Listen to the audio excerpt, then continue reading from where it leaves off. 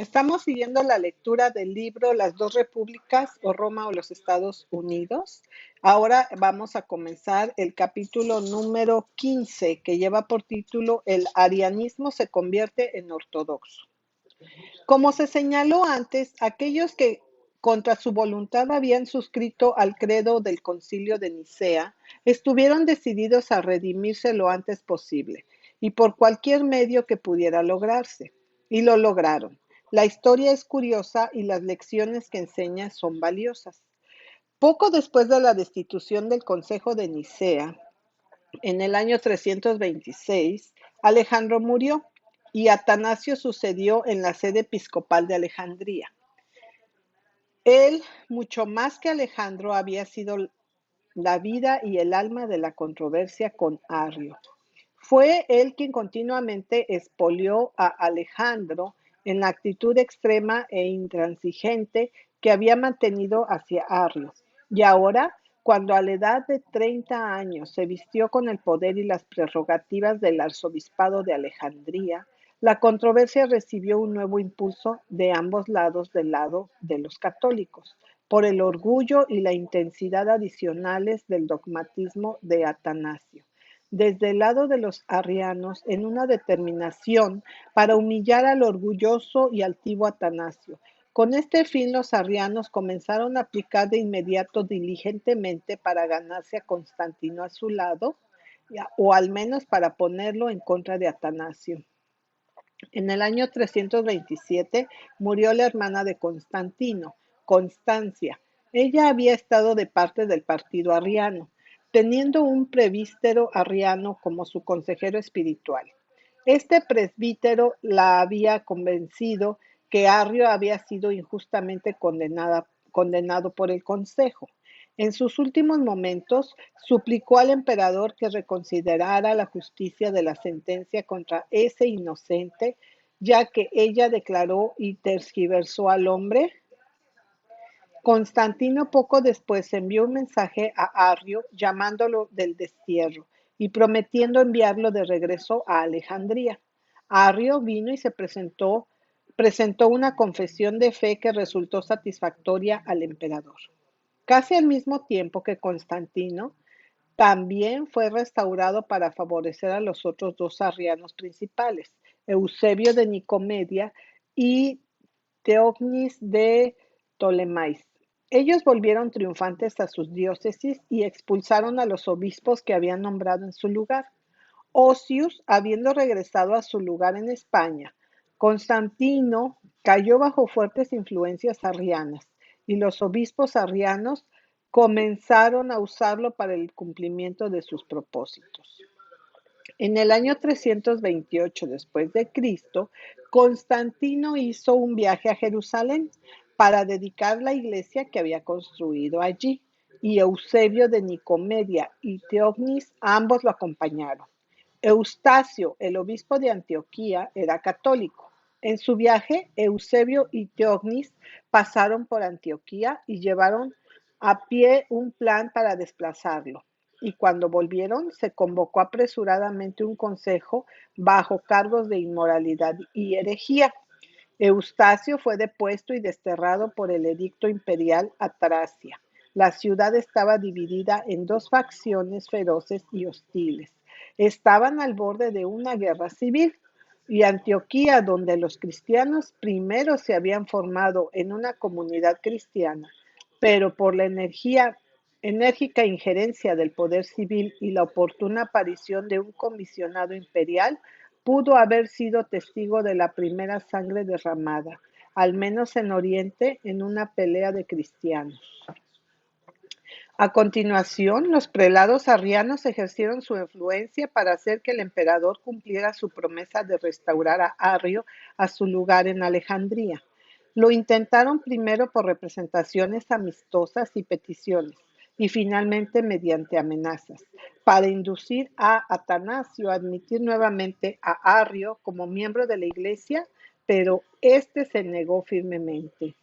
Luego se aseguraron del emperador una orden de que Atanasio debería recibir a Arrio y a todos sus amigos que deseaban ser recibidos, a la confraternidad de la iglesia de Alejandría.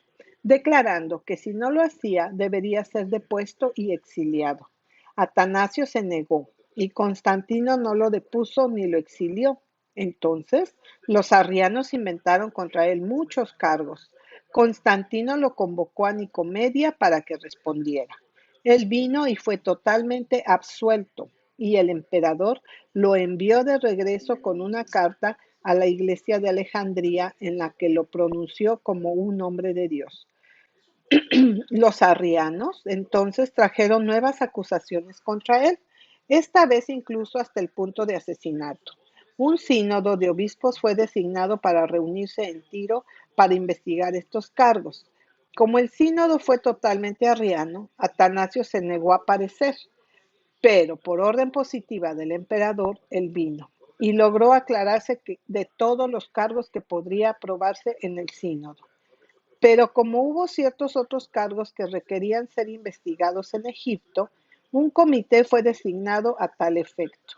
Sin embargo, fue decretado por el sínodo que nadie que perteneciera al partido de Atanasio debería ser miembro del comité. El comité informó contra Atanasio, así como se esperaba, y por el sínodo fue depuesto del arzobispado de Alejandría. Atanasio apeló al emperador y fue a Constantinopla para presentar su alegato. Mientras Constantino cabalgaba en la calle, fue recibido por una banda de eclesiásticos en medio del cual reconoció a Atanasio. El emperador, ofendido, con una mirada de silencioso desprecio, instó a su caballo a avanzar. Cuando Atanasio exclamó en voz alta: Dios juzgará entre tú y yo, ya que así te adhieres a la causa de mis calumniadores. Solo exijo que mis enemigos sean convocados y mi causa escuchada en presencia imperial. Constantino consintió y los acusadores arrianos fueron convocados a comparecer. A la cabeza de los acusadores se encontraban ambos, Eusebio de Nicomedia y Eusebio de Cesarea, que ahora gozaban del gran favor de Constantino. Cuando se abrió una investigación, sin embargo, todos los cargos anteriores fueron desestimados y se trajo uno completamente nuevo que fue mucho más probable que tuviera peso con el emperador que todos los demás juntos. Constantinopla, así como Roma, dependían de Egipto para el trigo que suministraba pan a sus habitantes. Atanasio ahora fue acusado de amenazar con obligar a Constantino a apoyarlo, deteniendo los suministros de cereales del puerto de Alejandría. Ya sea que Constantino realmente creyó en esta acusación o no, logró su propósito. Atanasio fue nuevamente condenado y desterrado a Treves en la Galia en febrero del año 336. El regreso de Arrio a Alejandría fue la causa de que continuara el tumulto y fue llamado a Constantinopla. En la petición del emperador, Arrio presentó una nueva confesión de fe que resultó satisfactoria y Constantino ordenó al obispo de Constantinopla recibir a Arrio en la confraternidad de la iglesia en un día de culto público. Sucedió ser en un día de reposo, sábado. En ese día, también como el domingo, el culto público se celebraba en Constantinopla. El obispo se negó rotundamente a admitirlo. Los arrianos, bajo la autoridad del emperador, amenazaron que al día siguiente, o sea, el domingo, forzarían su camino hacia la iglesia y obligarían a la admisión de Arrio como miembro pleno en buen estado y regularidad. Sobre esto, el partido de Atanasio se refugió en la oración. El obispo oró sinceramente que, en lugar de que la iglesia fuera tan deshonrada, Arrio debería morir. Y naturalmente Arrio murió en la tarde del mismo día. En Constantinopla, donde los hombres estaban familiarizados con los crímenes asiáticos, había más de una sospecha de envenenamiento. Pero cuando el partido de Alejandro proclamó que su oración había sido respondida, se olvidaron de lo que habían dicho entonces. La oración pudo haber hecho y se olvidaron de lo que entonces la oración pudo haber hecho y que la diferencia era pequeña entre orar por la muerte de un hombre y compadecerlo. El obispo de Constantinopla llevó a cabo un servicio solemne de acción de gracias. Atanasio, en una epístola pública, alude el destino de Judas